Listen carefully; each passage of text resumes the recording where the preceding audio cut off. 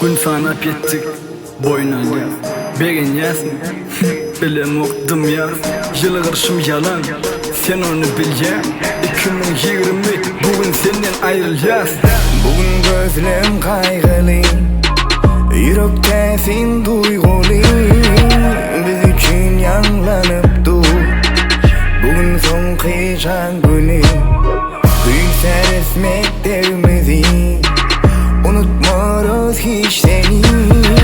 Muallimim sen için getirdik bu gül. Hoşlaşmalı bugün mektebimiz dilen. Doğan yanıp arkadaşlarım, sınıftaşlarım bilen. Hoşlaşmalı bugün mektebimiz dilen. Doğan yanıp arkadaşlarım, sınıftaşlarım bilen.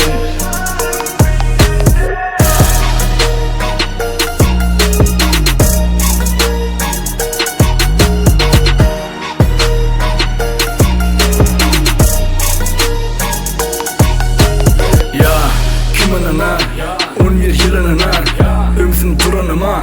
Son kıcırılgata dolanana, yılidana, sarılana, gülidana. Yatlap gece günidime, aklın erdin oğul kızına. Sağol sana mektepte meyvelen üçün.